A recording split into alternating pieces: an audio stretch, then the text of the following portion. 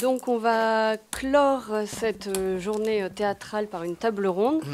Donc pour pas qu'il y ait plus d'intervieweurs que d'interviewés, moi je vais juste faire la scène d'ouverture, donc c'est vous dire de quelle action on va parler avec quel comédien.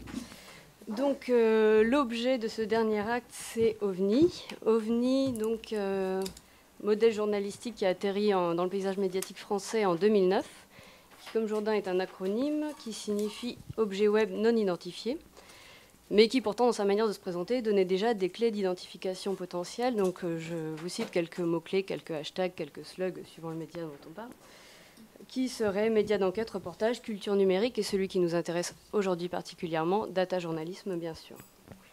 Donc OVNI s'est fait connaître notamment par son traitement de l'affaire Wikileaks, pour lequel il a été primé.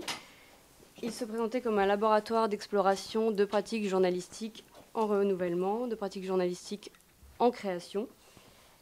Et il nous intéresse aussi, on l'a déjà évoqué tout au long de la journée, parce qu'il rebat les cartes des modèles traditionnels d'organisation sociologique des rédactions, en faisant travailler dans la même organisation différents corps de métier. Donc on va peut-être en parler au cours de la discussion ensuite. Donc pour avoir ensuite une petite approche un peu historique d'OVNI, donc créé en 2009 et qui a connu un tournant dans sa brève histoire en 2012, quand les investisseurs sont retirés du projet. Donc vous m'arrêtez si je fais erreur ou si vous voulez préciser. Oui, vous étiez parti déjà. Donc à ce moment-là, Alexandre, moi je peux encore vous contester des informations. Très bien, donc n'hésitez pas. Donc au printemps 2012, les investisseurs sont retirés du projet. Il y a eu une entreprise de valorisation du projet éditorial de la part de ceux qui restaient, avec un appel aux lecteurs, avec un hashtag, un appel au soutien. Donc le hashtag, c'était OVNI ou pas, avec la création aussi d'une page wiki pour intervenir, pour prendre parti pour un modèle que les lecteurs ont pu apprécier depuis 3 ans. Mais alors ensuite, je poursuis l'historique. OVNI a survécu dans ses formes jusqu'en décembre 2012. Et il a arrêté de fonctionner en décembre 2012, mais le site reste quand même ouvert aux lecteurs dans la mesure où les pages sont encore en ligne et visibles. Donc vous pouvez aller voir en même temps en parallèle. Donc OVNI, on s'y arrête aujourd'hui à cause et grâce au mot-clé data journalisme. Et donc ce qu'on va essayer de comprendre autour de cette discussion, c'est le poids que ce mot, son pouvoir de réquisition dont on a parlé tout à l'heure, la manière dont les journalistes l'ont réquisitionné, a pu avoir un rôle dans leur projet professionnel à eux, journalistes, avant, pendant, après. Donc on va suivre, cette table ronde va suivre une projection chronologique en interrogeant le parcours des journalistes, donc avant le OVNI, pendant OVNI et le post-OVNI également. Et donc pour parler d'OVNI, donc 4 protagonistes, 2 intervieweurs, 2 interviewés. Les interviewés, donc à ma gauche, Alexandre Lechner, qui est journaliste au monde.fr, donc il nous en dira plus sur ce qu'il fait maintenant tout à l'heure, et Sylvain Lapoix, qui est journaliste indépendant et qui a collaboré notamment au premier tome de la revue dessinée avec une production sur les gaz de schiste, donc la revue dessinée qui est ici, qu'on va vous faire circuler. Donc voilà pour les interviewés. Et pour les intervieweurs, comme Bastin, qui était en master recherche au CELSA et qui travaille maintenant pour un MOOC qui s'appelle Oui Demain. C'est ça. Et à sa gauche, en bout de table, Guillaume Guay, qui est doctorant au CELSA. Donc je vous passe tout de suite la parole pour lancer les non-hostilités. Alors oui, je vais commencer en mentionnant au passage que donc, Olivier Tesquet, qui devait être là, a été retenu. Mais bon, disons que l'idée, c'était d'avoir de comparer en fait vos parcours, vos différents parcours. Alors Olivier, lui, avait un statut un peu particulier parce qu'il a pas fait du data journalisme en soi, où c'est pas une pratique qui revendique, mais il avait travaillé sur Wikileaks, donc peut-être que par rapport à ce que vous nous direz de votre expérience, il aurait apporté un point de vue un peu différent. Mais là, pour l'instant, on va revenir sur vos parcours à tous les deux, et d'abord en commençant par toi, Sylvain, et puis ensuite Alexandre, pour chaque question, en essayant de voir comment, après cette journée, en fait, on est revenu on a pas mal réfléchi sur les implications à différents niveaux du data journalisme, de réinscrire ça dans des trajectoires individuelles, en fait, de voir le sens qu'a pu avoir pour vous cette pratique. Donc là, l'idée, c'est pour l'instant pas forcément de vous demander des analyses du data journalisme en tant que tel, mais plus vous, quand est-ce que vous avez rencontré le concept, comment vous l'êtes approprié, et voilà, l'importance qu'il a pu avoir pour vous et dans votre carrière. Donc en fait, tout simplement pour commencer, Sylvain, je voulais savoir en fait ce que tu faisais avant d'arriver à OVNI, quelle a été ta formation, et puis Et puis s'il y avait avant OVNI, avant de rencontrer OVNI, un intérêt pour le journalisme web, ou si c'est quelque chose qui s'est déclenché là-bas. Merci déjà de m'avoir invité. Donc j'ai beaucoup erré avant de trouver OVNI. On m'entend? Oui, même ça en fait, on m'entend. Mais... Non, mais il y a besoin pour le... D'accord, ok, très bien. Donc j'ai beaucoup erré avant de rencontrer OVNI, avant de trouver la lumière. D'abord, j'ai commencé en fait ma carrière, ma modeste carrière chez Marianne, puisque j'ai eu la chance donc de faire mon école de journalisme, en l'occurrence l'IPJ, sur la promotion 2005-2007. Et à la fin 2006, Marianne cherchait en fait un jeune journaliste, c'est-à-dire quelqu'un de pas cher, en stage pour son site d'info. Et donc j'ai commencé à bosser, notamment couvrir la campagne du Front National, du mouvement démocrate, pardon, à l'époque encore UDF, des écologistes et d'autres partis que les autres journalistes ne voulaient pas couvrir. Et après ça, donc j'ai continué de bosser, j'y suis resté 3 ans. Et au bout de 3 ans, j'ai commencé à m'ennuyer, surtout à percevoir les limites très claires qu'il y avait dans une rédaction comme ça, c'est-à-dire une rédaction gérontocratique, au niveau de la moyenne d'âge, au niveau de tout ça. Une rédaction gérontocratique au niveau du mode de décision aussi. Alors le clic droit, celle-là, je dois avouer que je l'avais encore jamais entendu. Elle est pas mal, elle est vraiment pas mal. Moi, je réparais les navigateurs de mes rédacteurs en chef qui ne connaissaient pas mon prénom. En cliquant dans la barre d'adresse et en faisant entrer, et il sursautaient en disant « Ah, Sylvain, vous l'avez réparé !» Enfin, en l'occurrence, pas Sylvain, parce qu'il ne connaissait pas mon prénom. Voilà. Donc au bout d'un moment, je me suis cassé et j'ai tenté d'être journaliste indépendant. Au bout de 3 mois de loyer impayé, j'ai été voir un copain que je connaissais par les cercles de journalistes web, tout ça, qui s'appelait Guillaume Ledy, et qui me disait, tu sais, on est en pleine crise de croissance chez OVNI et tout, je sais pas trop, on a plein de trucs, tout ça, est-ce que tu aurais des conseils? Je lui dis, je sais pas, oui, on a parlé, il m'a dit, bien, monte voir Nicolas Voisin, que j'avais rencontré pendant la campagne présidentielle de 2007, qui à l'époque faisait le Politique Show, donc déjà sur le web. Et Nicolas m'a dit, écoute, voilà, j'ai besoin de recruter quelqu'un en vue de la présidentielle de 2012, qui fasse de la politique, et parmi les jeunes journalistes web qui font de la politique, t'es celui que je connais, en qui j'ai plus confiance, donc vas-y donc. Donc ça, c'est comment je suis arrivé à OVNI. Moi, le journalisme web, en fait, c'est pas une découverte avec OVNI ou quoi que ce soit. J'ai toujours fait ça depuis que je fais du journalisme. Et à l'époque, quand j'étais à l'IPJ, la deuxième année, qui était l'année de spécialisation, comme dans pas mal de formations en 2 ans, c'était presse écrite, radio ou télé. Et concrètement, le web était une option. Au même titre que, je ne vais pas dire de conneries, mais non, pas l'agence. L'agence était obligatoire. Mais le web était une option au même titre que photojournalisme ou un truc comme ça. Donc voilà, c'était un truc de renforcement, quoi, pour pas être complètement... voilà, donc je me suis formé comme ça. D'accord. Et pour toi, Alexandre, même question, comment tu en arrives à OVNI et est-ce que tu t'es déjà formé au journalisme web avant OVNI ou est-ce que c'est quelque chose que tu développes à l'occasion d'OVNI? Alors, je suis arrivé à OVNI en janvier 2011, après quand même avoir participé au lancement et aux réflexions en tant que blogueur. C'était un site qui fonctionnait au début, en tout cas principalement sur le cross-post, donc la reprise de contenu édité ailleurs, réédité. Donc c'était tout du Creative Commons, et donc c'était beaucoup de contenu déjà existant. Et donc moi, des billets à moi ont été repris, et j'avais participé au lancement, aux soirées. Et donc je suis arrivé en janvier 2011. Avant, j'étais dans une agence web qui s'appelle la Net Squad, où j'étais... qu'est-ce que j'ai fait? De la veille, j'ai fait du community management et d'autres trucs un peu, des trucs de stagiaire, de scrapping ou de choses comme ça. Et je pense que... Alors, chez OVNI, j'étais ce qu'on appelait data journaliste à l'époque. Data journaliste là-bas, ce qui était en fait un poste qu'on pourrait appeler chef de projet dans n'importe quelle agence traditionnelle.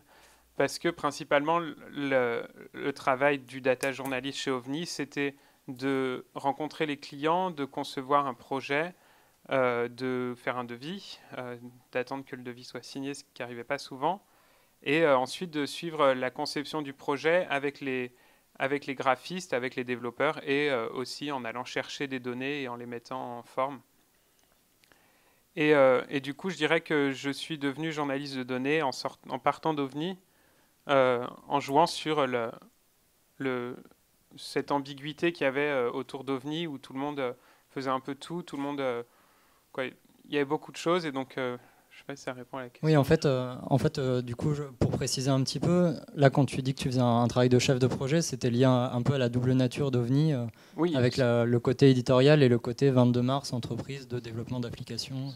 Parce que tu dis des clients qui sont du coup différents du lectorat, en fait. C'est ça, parce que OVNI, donc, qui était un site qui reprenait beaucoup de contenu au début, s'est grossi petit à petit d'une rédaction avec plein de talents divers et variés sur des sujets divers et variés. C'est devenu un vaste fourre-tout très intéressant. Et parallèlement à ça, le modèle économique était de financer cette rédaction par la vente de projets de data journalisme ou qu'on pourrait appeler juste de projets web innovants à des médias ou à d'autres clients. Et j'ai travaillé avec la Gazette des Communes, on a essayé de travailler avec TF1, avec la FIDH, RFI, France 24, avec l'Élysée, avec... il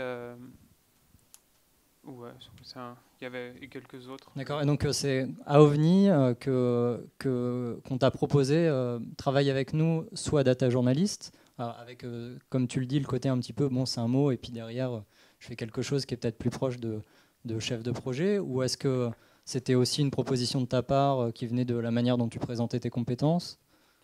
C'était plus la manière... La manière dont ça marchait à OVNI, il n'y avait pas trop de... Oui, mais il n'y a personne qui tweet, donc ça...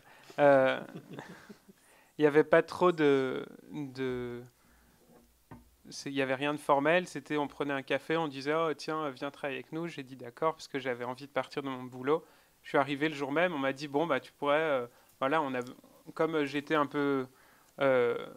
j'ai fait des études d'informatique, j'avais l'appétence pour aller chercher des données, je l'avais déjà fait, des choses comme ça. Ils m'ont dit, on a besoin de data journalistes, on a besoin de muscler la part profit, comme on l'appelait. Donc il y avait les journalistes qui étaient non-profit et les autres qui étaient profit, donc qui devaient faire de l'argent. Et d'ailleurs, moi, si je suis parti en juin 2011, c'est parce que j'ai mis le souhait de me rapprocher de la rédaction, de faire des projets plus de journalisme, de faire... des articles, de faire des enquêtes en data journalisme, des choses comme ça, et que ça correspondait à un moment où il n'y avait plus d'argent, et du coup, on a convenu que mon CDD ne serait pas renouvelé. D'accord. Et ensuite, je suis allé au Monde. D'accord. J'ai pu faire ce que... Et toi, Sylvain, à partir de quand, en fait, on t'a proposé de t'appeler data journaliste, ou tu t'es proposé de t'appeler data journaliste? C'est vachement marrant, en fait, ce que tu racontes. Je ne connaissais pas le détail, mais vous allez comprendre pourquoi c'est vachement marrant. Je vais vous raconter quand même. Au départ, je suis pas venu chez OVNI pour faire du data journalisme. Je suis vraiment venu chez OVNI. Je faisais partie des recrutements, entre guillemets, de journalistes classiques, quoi. Donc, même si je faisais du web, j'étais pas un techos, j'avais une certaine audience sur Twitter du fait de Marianne et de ce que j'avais fait à l'époque pour la présidentielle. J'étais actif sur les réseaux sociaux, mais en dehors de ça, j'avais pas du tout ce profil comme Alex, d'avoir une double casquette un petit peu, avec à la fois une appétence pour le média et une appétence pour les outils. J'étais curieux, mais pas compétent. Et en fait, c'est par la force des choses, à force de baigner au milieu de ce truc-là, que j'ai trouvé l'intérêt éditorial de tout ça. C'est-à-dire que je commençais à voir dans ce que faisaient les data journalistes et les devs et les designers, des trucs qui, moi, me seraient utiles pour ma démarche. Quand j'ai fait le premier dossier sur les gaz de schiste sur lequel j'ai bossé, en novembre 2010, tout de suite, j'ai défendu bec et ongle, mais comme un forcené, parce que tout le monde ne trouvait pas forcément intérêt, l'idée de faire une application interactive sur la fracturation hydraulique. Alors typiquement, je me suis fait reprocher que ça prenait du temps, ça prenait de l'argent, ça prenait donc indirectement du CA, du chiffre d'affaires sur les revenus de la boîte, et que du coup, c'était un mauvais investissement. Donc j'ai dû me battre à l'époque pour ça, et c'est à partir de ce moment-là où j'ai quand même compris l'intérêt du truc au niveau éditorial. Et finalement, moi, j'en suis venu à faire du data journalisme moi-même, entre guillemets, par la force des choses, parce que quand on a décidé de lancer en juillet 2011 le Véritomètre, donc qui pour ceux qui ne suivent pas les questions politiques sur Internet et n'étaient pas là au bon moment, au bon endroit, était un projet conjoint entre OVNI et iTélé, en fait, de fact-checking des déclarations chiffrées ou chiffrables des 6 principaux candidats à la présidentielle. Mais de fact-checking systématique, c'est-à-dire de toutes les déclarations un peu publiques qu'on pouvait trouver, c'était fact-checking du candidat uniquement, c'était fact-checking systématique de tous les chiffres. Et en fait, j'étais le journaliste politique, j'avais suivi une campagne, j'avais des contacts dans les partis, je connaissais les questions de fond par ailleurs, surtout en économie, en énergie, tout ça. Il y avait une data journaliste plutôt, avec un peu le même profil que Alexandre, c'est-à-dire qui effectivement faisait plus un job de chef de projet. Et Nicolas Pat, donc Marie Coussin, et Nicolas Pat, qui lui était sur une démarche qui était plutôt spécialisée dans la gestion de communauté, la gestion de contenu, et qui avait aussi plutôt un profil technique. Et au final, il y a un moment où, au début, on se disait, ouais, ça va être un mi-temps, tranquille, tout ça, machin. En fait, on était à 5, à plein temps dessus pendant 4 mois, quasiment. La préparation elle-même, c'était un plein temps, c'était l'enfer. C'était génial, hein, mais c'est juste que ça nous a pris un temps considérable. Et par la force des choses, il y a un moment où concrètement, Marie, Nicolas m'ont dit, écoute, ça nous ferait un super coup de main quand même que tu fasses 2-3 bases de données pour faire les mises à jour, que tu rentres dans le... On avait une interface MySQL pour envoyer les bases de données, pour mettre à jour les données qu'on mettait à disposition des internautes. Et par ailleurs, dans le raisonnement statistique, c'est-à-dire dans le fait d'appréhender la statistique comme matériau de base du job, quoi. Au bout d'un moment, c'est un raisonnement qui est data journalistique, au sens entre guillemets, fonctionnel du terme. C'est-à-dire qu'on n'est pas que dans de la visualisation, que dans de la présentation, mais là, on est vraiment en amont, comme le font les gens du Monde, Alexandre notamment, sur la façon de manipuler les données. Là, on était un peu plus dans un truc data journalistique. Et en fait, la vraie histoire, hein, parce que je pourrais vous dire, et là, j'ai été emporté par le courant impétueux de l'innovation et tout ça, machin. La vraie histoire, c'est que Marie Coussin a trouvé un job à l'extérieur, et qu'à l'époque, il n'y avait que 3 data journalistes. Et que dans la perspective de justement valoriser les contenus data journalistiques, il restait plus que 2 personnes aptes à faire des contenus que nous on vendait à d'autres médias. Notamment, on a commencé à bosser avec France 5 pour l'émission C'est politique, enfin une chronique hebdomadaire de data journaliste. Concrètement, on était 3 pour la faire. C'est un job de cinglé. De cinglé, je veux dire, c'est quasiment un job à mi-temps. À 2, c'était pas possible. Donc Guillaume Dasquier, qui à l'époque était rédacteur en chef, m'a dit, écoute, on aurait besoin que tu me prêtes main forte. Tu vas devoir apprendre par toi-même, parce que concrètement, avec tout le boulot qu'on a, personne ne peut arriver et te filer des coups de main, à part 2-3 devs qui vont prendre le temps de le faire. Mais on aurait besoin de quelqu'un. Et du coup, voilà, j'ai saisi cette opportunité. Et là où ça me faisait marrer, bon après évidemment j'ai été emporté par le vent impétueux de l'innovation. Et en fait ce qui me faisait marrer dans ce que tu racontais, Alex, c'est que il y a un moment, au départ le deal c'était ah mais bien sûr si jamais il y a t'as envie de prendre du temps pour pour continuer tes enquêtes sur les crédits carbone, les gaz de schiste, l'énergie en général, l'environnement, les trucs, les machins. Aucun problème, hein. Sylvain, tu restes un journaliste, tu es libre de ton emploi du temps par rapport à ça, et il ne faut pas que le data journalisme bouffe totalement ton agenda. Le data journalisme a complètement bouffé mon agenda. Et il y a un moment où concrètement j'ai dit, voilà, moi j'ai besoin d'un peu enquêter et tout. Et il se trouve que c'est ce moment-là où justement les investisseurs se sont retirés. C'est pour ça que ça me fait marrer quand tu disais en 2012, pardon, je te tutoyais d'un coup comme ça, emporté par le vent impétueux des débats. Et en fait c'est pour ça que ça me fait rigoler quand tu as dit que c'était un changement, parce que moi je croyais que 2012 ça allait être autre chose, mais non en fait ça c'était tout à la fin.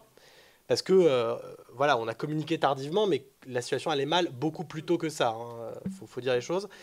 Et en gros, quand les investisseurs se sont retirés, il y a eu un gros débat en interne à savoir qu'est-ce qu'on fait, quoi. Est-ce qu'on commence à devenir un média d'audience? Est-ce qu'on commence à devenir un média de masse, donc pour monétiser notre audience? Est-ce qu'on est un média plutôt de contenu enrichi, de médias agences qui produiraient des trucs comme on l'a fait jusqu'ici, mais à beaucoup plus gros volume? Et en gros, il y a un moment où il y a eu des... moi, je croyais vraiment que le data journalisme allait ressortir gagnant de cet arbitrage-là. Et en fait, pas du tout. À ceci près qu'en gros, voilà, les discussions, au bout d'un moment, ont tourné un peu vinaigre. Et on m'a dit, à demi-mot, Sylvain, t'es bien sympa avec tes sujets, mais on a besoin de gagner du pognon. Donc maintenant, tu vas bosser sur le data journalisme parce que notre nouvel angle, c'est les nouvelles techno uniquement. Et là, je me suis levé, j'ai dit, bon, je vais pas vous déranger plus longtemps, et je suis parti, parce qu'on me proposait à l'époque d'autres sujets qui correspondaient beaucoup mieux, moi, mes envies en tant que journaliste, et aussi, j'avais des trucs que j'avais pas pu faire. David Servenec, un ancien d'OVNI, m'avait proposé de bosser pour la revue dessinée, et me travailler au corps depuis 2 ans pour que je fasse une BD sur la question, et finalement, ça a abouti et tout. Mais donc, concrètement, je me suis cassé, parce qu'il y a un moment où, dans cette recherche, finalement, désespérée, parce que ça n'a pas marché, d'un business model, je m'étais retrouvé coincé en acceptant de m'adonner à cette nouvelle pratique pour des raisons qui étaient principalement économiques au départ. Économiques au sens collectif, pas au sens individuel, je me serais pas fait virer si j'avais refusé. Et que finalement, le problème, c'était que on était sur un volume et sur un besoin de cash qui était tellement intenable que le journalisme que moi je voulais faire a totalement disparu. Ouais. Alors, du coup, en fait, quand tu parles de data journalist, là, à un moment donné, tu as un petit peu valorisé le fait qu'il y avait une vraie compétence data journalistique qui est une compétence de recoupement d'informations et une compétence statistique, si je comprends bien ce que tu dis.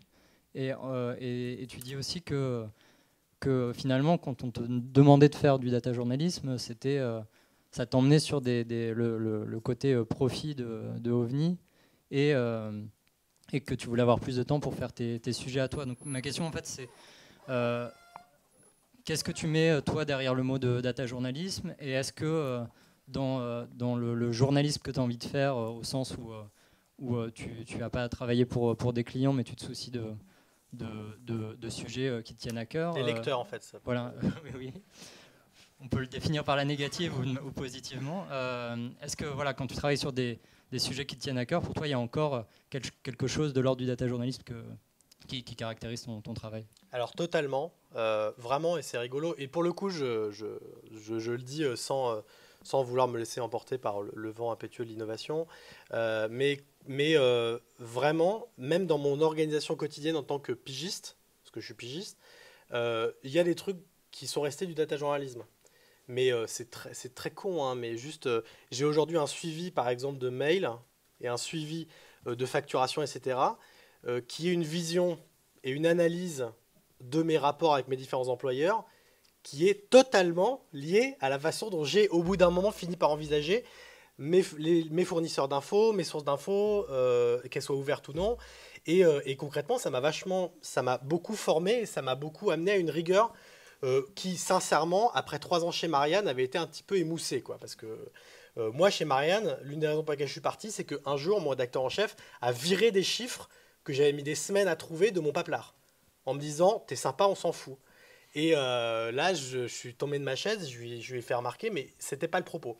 Et finalement, dans le data journalisme, moi, ce que j'ai trouvé qui correspondait à ma vision du journalisme, c'est finalement la possibilité de restituer une vraie complexité du monde, mais sans non plus rentrer dans une explication qui soit élitiste. C'est-à-dire que, pour donner un exemple très concret, l'un des exercices qui m'a le plus plu de faire en data journalisme pur, là pour le coup, c'est quand il y a eu une alarme de l'université de Denver sur la fonte de l'Arctique.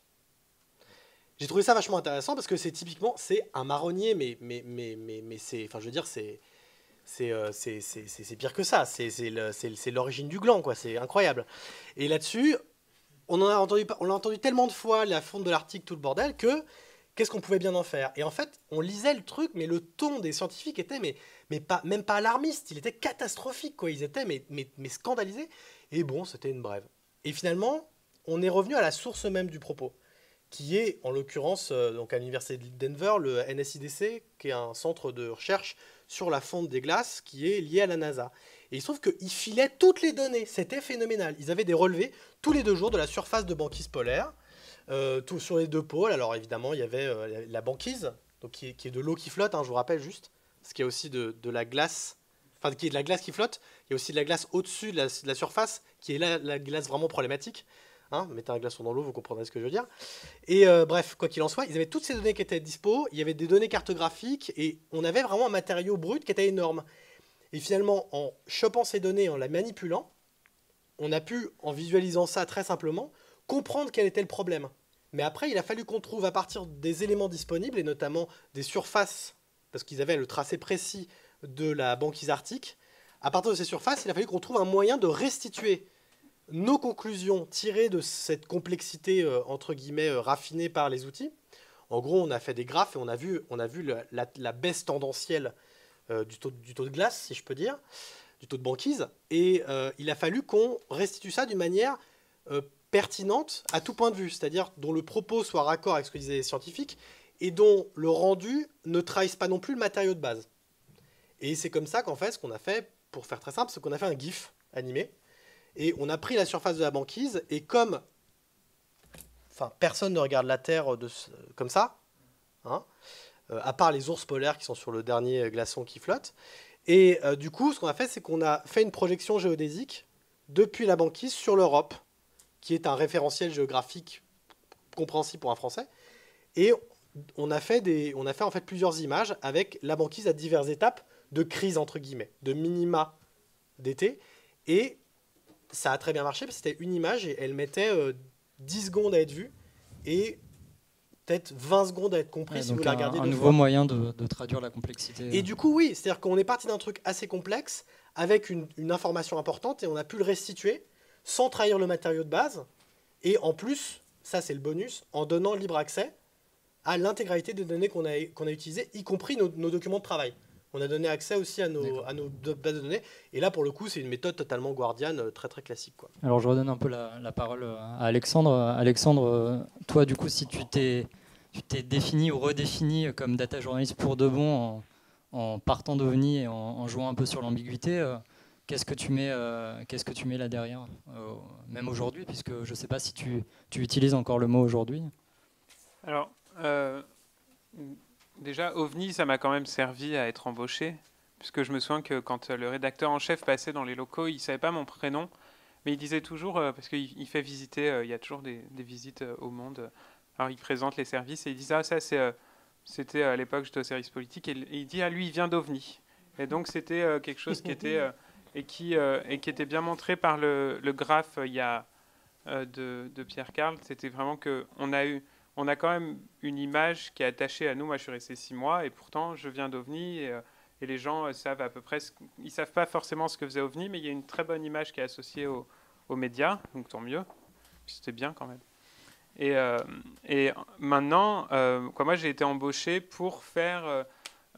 comment mon chef avait dit...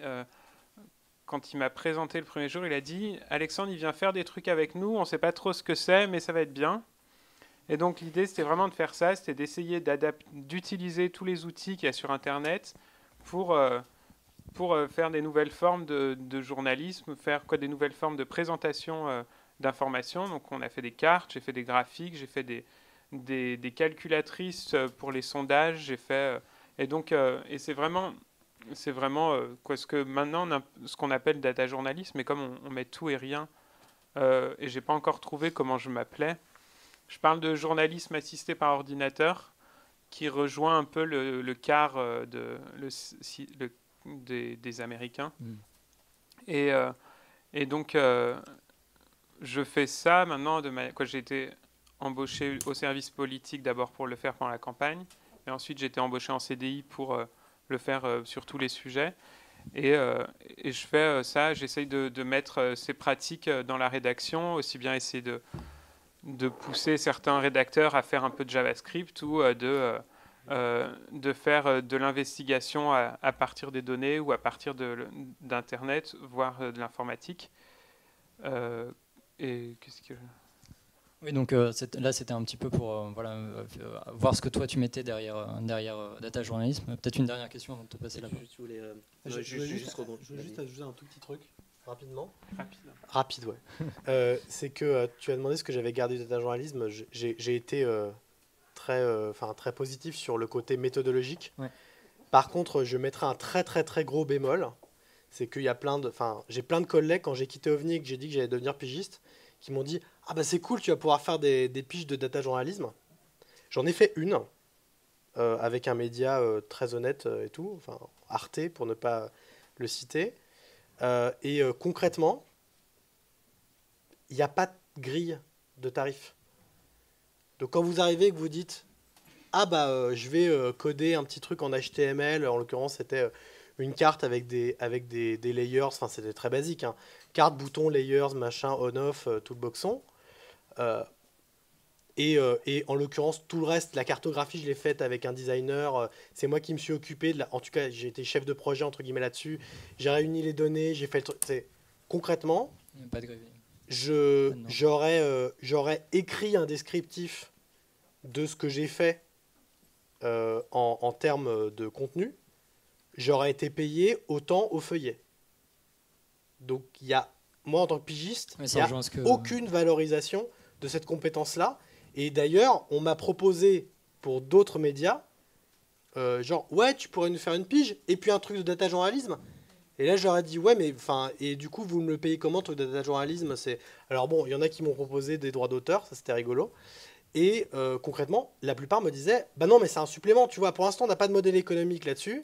Mais quand on en trouvera un comme ça, toi, tu auras fait partie des premiers, ce sera cool. Alors, bon, déjà, tu unlock le badge First Data Journalist Pigiste. Et ensuite, ce sera cool. Et peut-être qu'on trouvera un moyen de te payer. Donc, bon. Ouais, ça rejoint un peu ce qui s'est dit aujourd'hui sur l'absence de normes et bah oui, modèles. Non, mais en l'occurrence, c'est une norme très précise. C'est une grille de salaire. Et d'une part, il y a très peu de demandes en pige. Parce que généralement, quand on fait des trucs comme ça, on essaie de les intégrer. Parce qu'on veut que ce soit dans le cadre d'une recherche et d'un truc qui reste dans la rédac aussi. On va pas demander à un mec qui passe dans les locaux une fois tous les mois de faire quelque chose comme ça. Et d'autre part, en tant que pigiste, en tant que journaliste pigiste, moi, on me propose jamais des trucs comme ça. C'est juste, effectivement, on dit, ah mais t'as été chez OVNI, t'as pas fait un peu de data journaliste, tu veux pas nous faire un truc de data journaliste pour ton papier? Et puis voilà quoi. Et ça en reste là. D'accord. Oui. Alors moi j'ai une question pour chacun. Déjà Alexandre, pour rebondir sur ce que tu disais, est-ce que tu pourrais nous raconter un peu plus comment ça se passe quand on débarque dans la rédaction d'un journal comme Le Monde en tant que data journaliste? Et est-ce que tu réussis à communiquer avec les différents services, ou est-ce que tu es dans ton coin à faire tes trucs Enfin, est-ce que la mayonnaise prend quoi pour Comment ça se passe? C'est un travail de fourmi, c'est compliqué. Il y a beaucoup de choses. Il y a une rédaction papier avec des gens qui sont très spécialisés dans leur sujet, parce que c'est quand même la marque du Monde, c'est d'ailleurs des rubricards qui sont très spécialisés. Il y a des rubriques, des fois, je ne savais même pas qu'on pouvait passer sa journée dessus. Et donc, il y a des gens qui sont aussi à la rédaction web, qui sont un peu plus... qui comprennent déjà un peu plus ce que c'est qu'Internet, ce que c'est que le web, et qui essayent d'utiliser quelques-uns des outils que le web permet. Il y a beaucoup de vieux, il y a beaucoup de gens qui ne savent pas utiliser une souris, qui me demandent pourquoi leur ordinateur ne marche pas quand l'écran est éteint, et qui pensent qu'il faut allumer Internet Explorer pour lancer l'Internet. Donc c'est beaucoup de travail. La technique, la stratégie que j'ai adoptée maintenant, c'est d'essayer d'identifier des gens que ça intéresse ou de leur amener des infos. J'ai travaillé par exemple sur un gros travail de scrapping sur les tarifs des médecins en France pour avoir une idée des dépassements d'honoraires. Et ça, je l'ai fait avec deux autres journalistes, donc la rubricard santé et le rubricard questions sociales. Et du coup, maintenant, ils savent, et s'ils me disaient d'ailleurs la semaine dernière, on est content, on est un des rares à savoir ce que tu sais faire, et donc comme ça, on peut toujours travailler avec toi. Et ils savent que... Alors là, il y avait le Sunshine Act qui est sorti la semaine dernière, donc qui demande à tous les labos de publier l'argent qu'ils ont donné aux médecins. Donc ils sont venus me voir automatiquement, est-ce qu'on peut scraper cette base, qu'est-ce qu'on peut en faire, comment on peut l'utiliser, est-ce qu'il y a des choses à faire. Et donc, c'est un peu c'est ma stratégie, c'est de faire des petits trucs, de l'envoyer, de participer à des réunions de service, de dire peut-être qu'on peut faire un truc comme ça. Mais ça fait 2 ans que j'y suis et il y a encore des gens qui ne savent pas ce que je fais et qui comprennent même pas ce que ça veut dire. Le fossé, il est générationnel? Non, le fossé, c'est des gens qui pensent que de toute façon Internet, c'est pas non plus un changement en soi, c'est juste un nouveau support et là-dessus on diffère. Mais il y a des jeunes qui n'en ont rien à foutre et qui me demandent, qui n'en ont rien à faire et qui me demandent, mais au fait, c'est quoi ton travail? D'accord. Et Sylvain, je voulais te demander, par rapport à ce que tu disais sur ton travail en tant que pigiste et par rapport à l'échec du modèle économique, enfin si on peut dire ça comme ça, d'OVNI, qui était adossé sur 22 mars, où finalement le data journalisme était quand même une façon de faire un appel d'air pour la société, donc c'était peut-être pas un modèle qui était reconductible pour d'autres médias. Est-ce que toi, tu verrais une façon de penser une monétisation du data journalisme aujourd'hui ?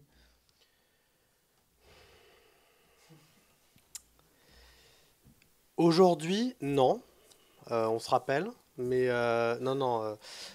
Monétiser le data journalisme aujourd'hui, en fait, le vrai souci, il se passe à plusieurs niveaux. Le premier niveau, c'est que il y a de plus en plus, le data journalisme avec des très très très gros guillemets, là, Corvin, c'est un truc qui aujourd'hui est intégré dans le package de certaines agences de com. C'est-à-dire qu'il y a certaines agences de communication qui arrivent et qui disent on peut vous faire une presta data journalisme. Mais sauf qu'elles disent ça à Sanofi, Areva, machin, et qu'ils entendent peu ou prou ce que nous on entend quand on dit on va faire du data journal, on va traiter de manière data journalistique tel sujet. Donc c'est de la data visualisation, c'est de la présentation de données, c'est du raffinement. Enfin bon. Sauf que le problème, c'est que ce data journalisme-là, il manque un truc, une composante assez importante qui est le journalisme. Et assez importante. J'aurais tendance à dire essentielle, sur laquelle il n'y a pas de data journalisme. Mais concrètement, le vrai problème aujourd'hui, c'est que la seule façon de trouver un modèle économique, en fait, il y a deux façons de trouver un modèle économique pour le data journalisme. Notre confrère tout à l'heure l'exprimait très simplement. Hein, il n'y a que deux business models qui existent. Enfin, 3, le B2B et le B2C. Le troisième, c'est le B2B2C, mais ça, c'est un autre problème. Mais concrètement, soit vous vendez directement le contenu à une personne qui l'achète en propre, un particulier, et vous misez sur la masse des gens multipliée par la différence entre votre coût de production et le coût qu'ils veulent bien mettre. Aujourd'hui, le data journalisme, ça coûte cher à faire, concrètement, parce que c'est des compétences plutôt rares. Et surtout, c'est des compétences plutôt rares. Ça, à la rigueur, c'est pas trop le problème. C'est surtout que ça mobilise des gens pendant très longtemps. Si vous voulez faire un truc qui a de la gueule, enfin, je veux dire, le véritomètre, je reviens à ça, hein, je suis désolé, hein, mais c'est 5 journalistes à plein temps pendant 6 mois. 2 développeurs, un sur la base de données, un sur l'interface. Une chef de projet à mi-temps pendant 4 mois. 2 designers pendant plusieurs semaines. Chiffré comme ça, vite fait, c'est un projet à plusieurs dizaines de milliers d'euros, voire un peu plus de 100 000 euros. Voilà. Je dis n'importe quoi. Plutôt plus de 100 000 euros. Ouais. Plutôt plus de 100 000 euros. À qui vous vendez un truc pareil ? À qui vous vendez l'accès à un truc pareil avec la perspective que, étant donné de l'information qu'on donne, on va pas dire... Et surtout, ne l'envoyez pas sur Twitter et Facebook, parce que évidemment les gens vont le faire. Et ils auront raison de le faire, parce que c'est la nature de l'information que de circuler. Mais à partir de là, le B2C, concrètement, je sais pas comment vous faites. Enfin, voilà. Et le B2B, vous parliez tout à l'heure, voilà, l'AFP, vous dites c'est pas votre métier, mais Reuters, tout leur business model, c'est de vendre de la donnée, de données structurées, données analysées en grande masse, etc. Et ils font des gros trucs. Et c'est une synergie avec une activité qui n'a pas grand-chose à voir avec du journalisme tel que nous, on l'entend. Donc, concrètement, là, en fait, il y aurait 3 façons de faire. Soit faire un média qui fait que du data journalisme, et je ne sais pas comment il trouve de pognon, parce qu'il doit lui-même trouver un business model comme ça. Soit faire un projet de data journalisme, ce qui peut éventuellement marcher, mais à la condition de trouver soit quelqu'un pour l'acheter, soit de réussir à faire payer des gens sur une durée limitée, soit intégrer le data journalisme dans un média, Mais le problème, c'est que concrètement, ça vampirise des quantités de jours hommes, enfin de temps de travail sur des salariés qualifiés qui sont délirantes, quoi. Je peux dire complètement. Je te voyais pas tout à fait d'accord, Alexandre. Non, mais en fait, je suis d'accord avec ce que tu dis, dans le sens où aussi on parle de data journalisme avec des projets qui sont très jolis à la fin, très léchés, où il y a eu un travail graphique, où il y a eu un travail avec des vrais développeurs, où il y a eu un travail de gestion de projet aussi. Donc c'est sûr que ça nécessite beaucoup de compétences, beaucoup de temps. Ce qui peut être fait de temps en temps sur le gaz de schiste, par exemple, qui est un sujet qui va revenir dans l'actualité, on peut estimer que c'est quelque chose qui est revenu, qui est aujourd'hui dans l'actualité et qui le sera demain. On peut estimer qu'on a besoin de prendre du temps et d'investir un peu d'argent pour investir. Et il n'y a pas d'histoire de modèle économique, c'est un média qui veut informer. Et ça, c'est un truc qui est important. Donc on en parle si on voit qu'il y a toute l'histoire de prisme et de surveillance globale. On peut prendre le temps de faire une belle infographie qui explique comment ça marche. Et ça, c'est du travail qui est intéressant, mais c'est qu'une petite partie de ce qu'on peut appeler le data journalisme.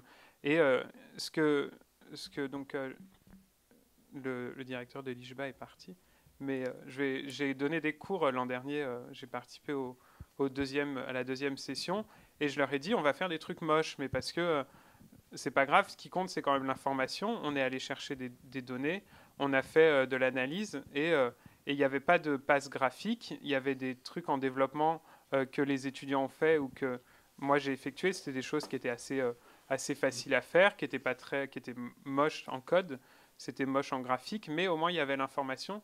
Et c'est ça et ça peut être fait par n'importe quel journaliste qui s'intéresse un peu à Internet. Et donc ça peut être fait au cœur des rédactions. Et je sais plus ce que je voulais dire. Mais du coup, le modèle économique, c'est juste un format comme un autre. Et je dis pas que c'est viable, je dis qu'il y a quelques entreprises qui peuvent se le permettre, mais c'est un poste au sein des rédactions qui pourrait être compris. Et il n'y a pas, je pense, que Le Monde qui peut embaucher quelqu'un pour faire que ça. Du coup, j'aimerais juste te poser à mon tour une question. Alors, c'est pour Alexandre.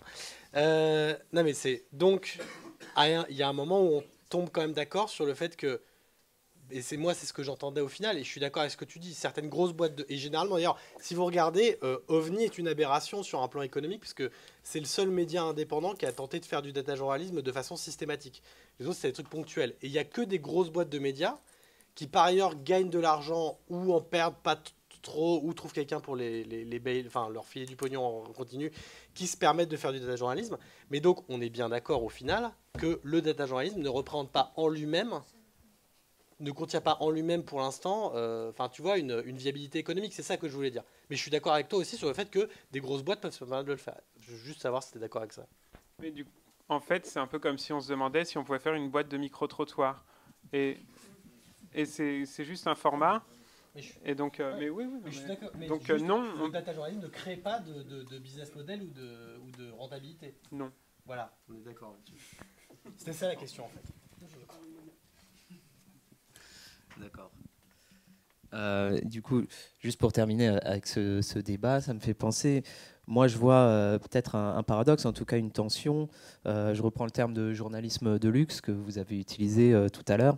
Une tension donc entre la volonté des journalistes qui était affichée sur OVNI de démocratiser la donnée, de faire un travail, tu le disais toi-même, de clarification de la complexité, et en même temps ces coûts de production qui sont quand même assez élevés. Et qui font que le data journalisme, pour l'instant, est récupéré par surtout des agences de communication. Enfin, moi, je sais que quand j'ai fait des recherches, je suis tombé des fois sur des annonces où il y avait marqué data journalisme. C'était systématiquement des agences de communication, c'était pas des journaux. Donc, est-ce qu'il n'y a pas une tension entre ces deux polarités, quoi ? Démocratisation et en même temps journalisme de luxe. Bon, je veux bien, non, mais tu peux commencer.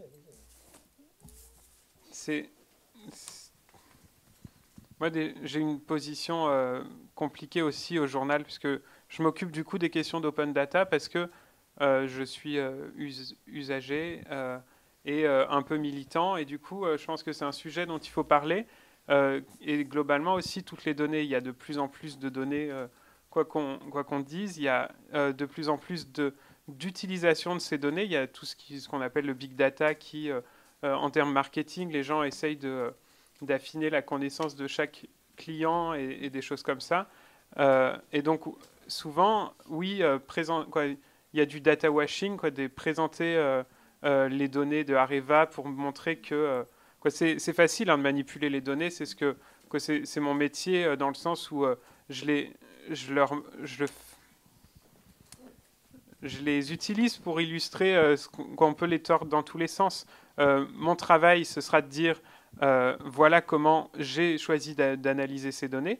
Je les donne souvent ensuite pour que les gens ils puissent refaire la même chose. C'est une pratique, le Guardian fait beaucoup ça.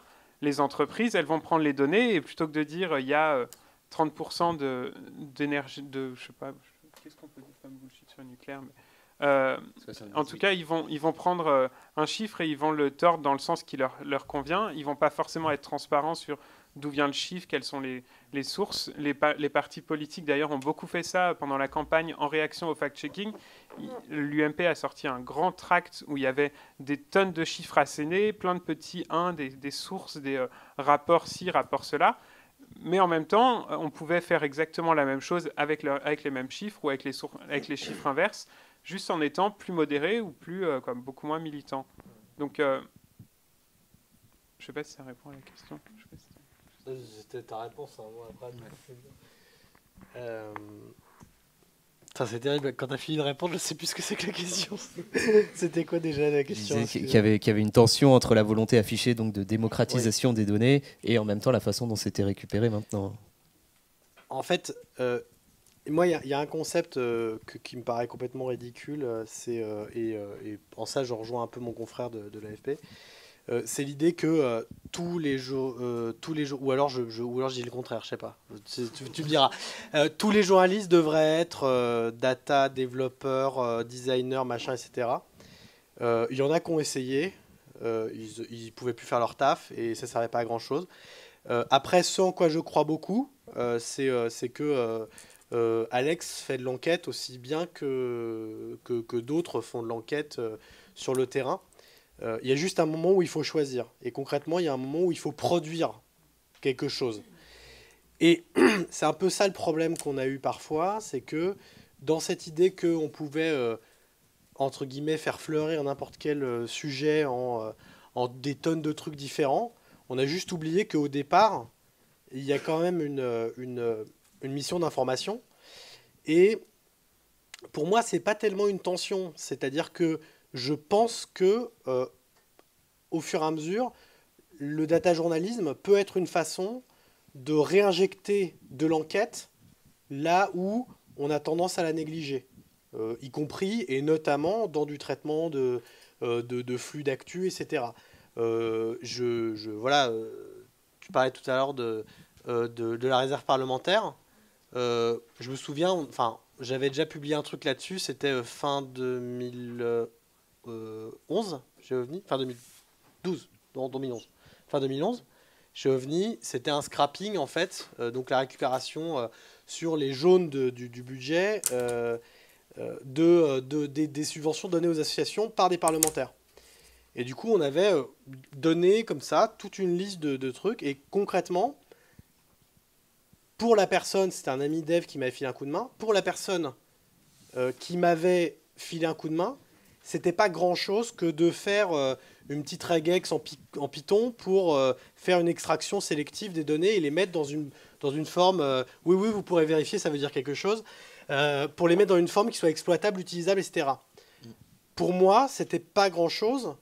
Enfin, c'était un peu plus de temps, mais pas trop, que de faire des recherches sélectives par rapport à telle ou telle association mentionnée dans la liste, et du coup d'en tirer des informations. Et là, pour le coup, c'était vraiment du data journalisme, parce que si on n'avait pas procédé comme ça, on n'aurait peut-être pas pu le faire par une enquête autre. Hein. Là, quand je vous dis extraction, c'est sur des centaines et des centaines de pages, tout un bordel. Hein. C'était très, très lourdingue comme truc.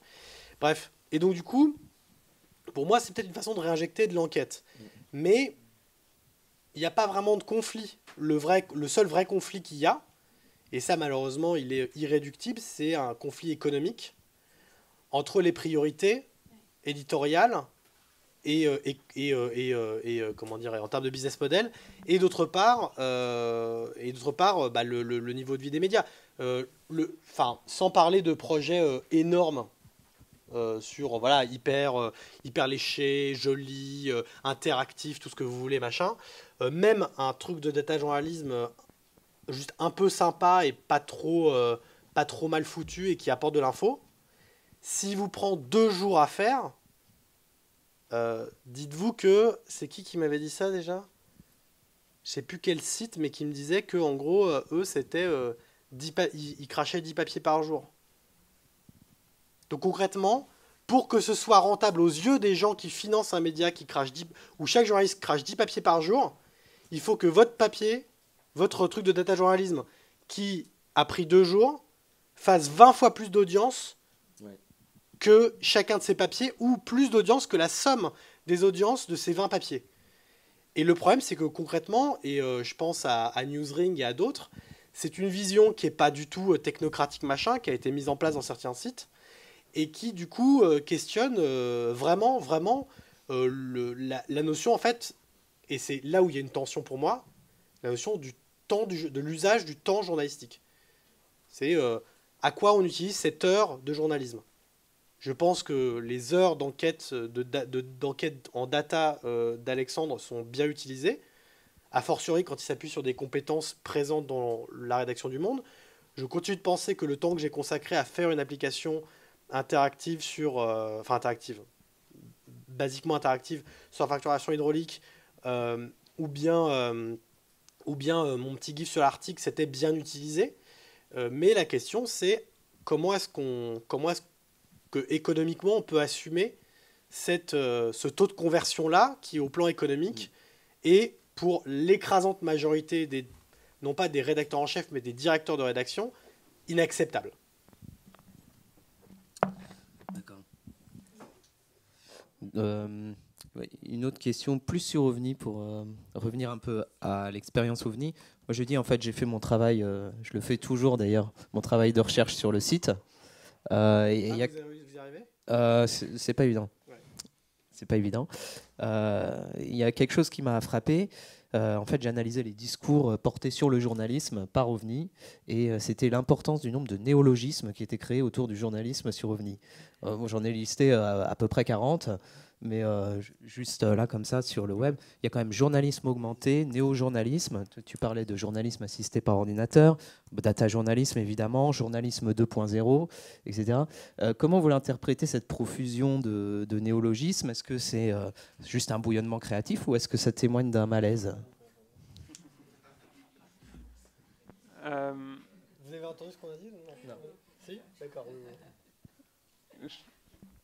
Vas-y. Non, j'essaie d'être un mot plus joli. Non, il y avait une grande propension chez notre directeur à avoir un esprit start-up, et puis déjà, il fallait qu'on se ping et compagnie, quoi. C'était très cool d'employer des mots un peu nouveaux pour parler de tout. Ouais. D'ailleurs, à la fin, il y avait une blague sur le côté augmenté, parce que tout ce qu'on faisait, c'était augmenté. Donc ça venait de, je crois, Eric Scherer, qui a dû écrire un truc sur le journaliste augmenté. Et du coup, Nicolas Voisin, tout ce qu'on faisait, alors on a fait une vidéo augmentée, on a fait une BD augmentée, on a fait une carte augmentée, un livre augmenté, c'était un argument marketing. Et finalement, tout ça, c'est beaucoup du marketing, c'est de la branlette, c'est juste essayer de faire croire que on fait des trucs nouveaux, donner des noms, comme on dirait, c'est le paquet Bonux, et puis Super Bonux, et puis Bonux bleu et Bonux rouge, c'est juste pour dire...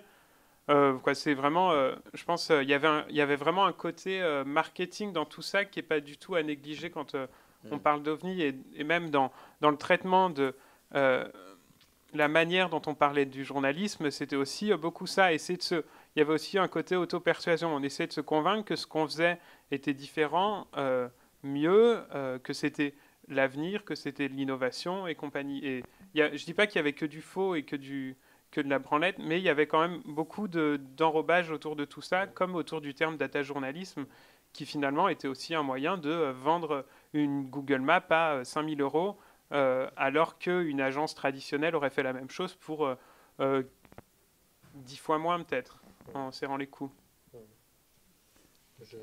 J'abonde totalement dans le sens d'Alex. Juste pour deux, trois faits concrets. Sur l'esprit startup, c'est exactement ça. C'est-à-dire que concrètement, notre seul différentiel économique sur le, enfin, vraiment la pure considération bête et méchante de on veut gagner de l'argent, machin, hein, c'était qu'on était censé être un média d'innovation. Et ce qui était très rigolo, c'est que ça se heurtait à des problèmes de communication interne au sein de la rédaction, et notamment au fait qu'on disait qu'on faisait travailler des journalistes, des designers et des développeurs, parce qu'en pratique, on déjeunait rarement ensemble, on parlait très peu de nos projets ou de ce qu'on voudrait faire. Il y avait des affinités qui se créaient, mais sur une base interpersonnelle, quoi. C'était pas, genre, on n'était pas invité à, genre, typiquement une aberration, mais les designers et les développeurs n'étaient pas dans les conférences de rédaction. Et d'ailleurs, quand on leur proposait, ils voyaient pas l'intérêt, ils comprenaient pas. Et le vrai problème, c'est qu'au bout d'un moment, on se retrouvait à travailler avec des développeurs qui n'avaient rien à foutre des sujets qu'on traitait. Et je leur jetais pas la pierre. Moi-même, à l'époque, ça a changé depuis, à l'époque, je me contrefoutais de s'ils utilisaient du Python ou bien c'était quoi déjà leur grande passion là-bas pour les c'était quoi ce qu'ils utilisaient sans arrêt là qui était pas bien, bref, je retrouverai et en gros voilà, je n'avais rien à secouer de est-ce qu'ils choisissaient du Ruby ou du Python pour coder tel ou tel truc. Et au final il y avait ce manque de communication et ça a amené par ailleurs, et ce manque de communication a aussi amené à un manque de compréhension, parce qu'en gros, le patron de la boîte, donc pour ne pas le citer, Nicolas Voisin, gérait beaucoup les relations extérieures, discutait avec beaucoup de journalistes, mais quand je dis discuter, c'est donner des interviews. Et à chaque fois, il fallait qu'il renouvelle quand même un peu le truc, parce que c'est normal, il fallait trouver de nouveaux clients, les investisseurs attendaient derrière, ils allaient lire les articles qui portaient sur la boîte sur laquelle ils avaient investi, donc il fallait renouveler le discours. Et dans ce renouvellement du discours, il y a quand même eu des trucs assez comiques. C'est-à-dire que typiquement, il y a un moment où on a voulu faire OVNI, mais en version anglophone, on a fait OVNI EU. Et on a recruté une Italienne qui avait grandi en Angleterre, donc qui avait un parfait accent londonien, et qui était totalement fluent, et avec niveau anglais très grande école et tout, et qui est arrivée devant la homepage et qui nous a dit « Mais Journalism Augmented, c'est pas de l'anglais ».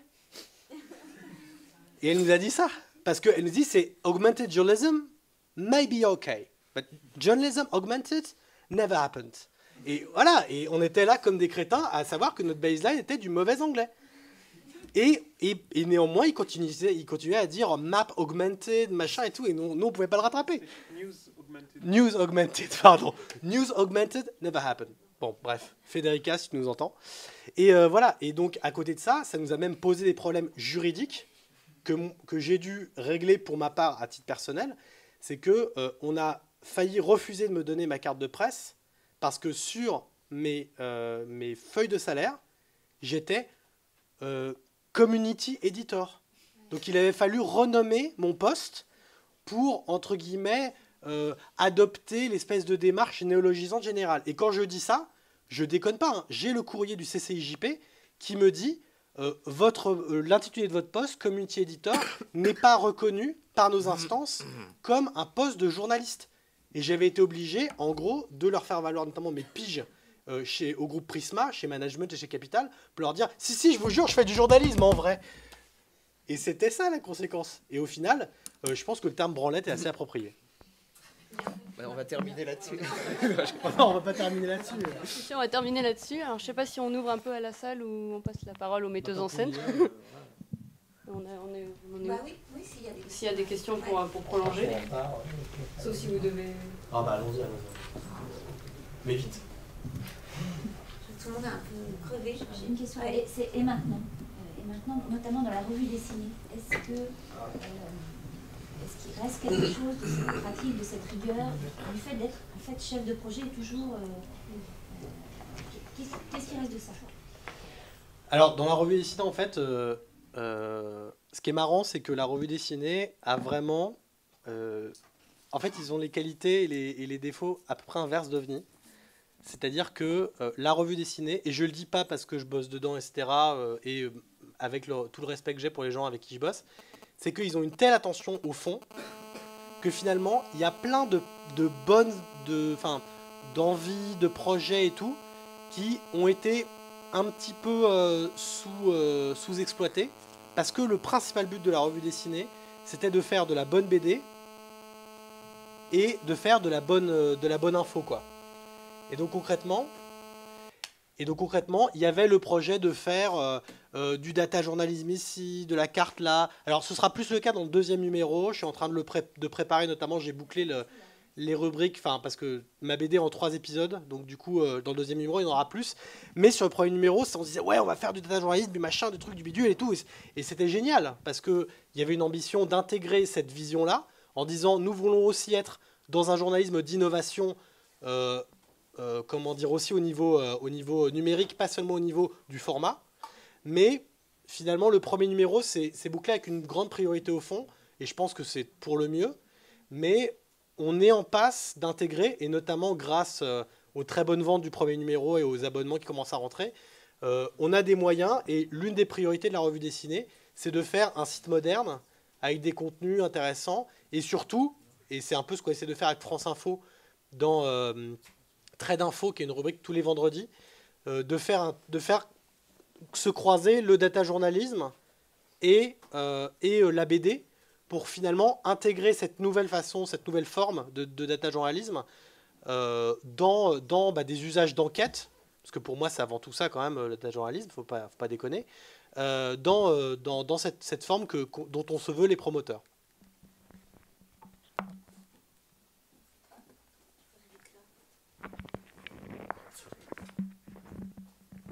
Bien, je crois qu'il est quand même temps de clore parce qu'il est un peu tard.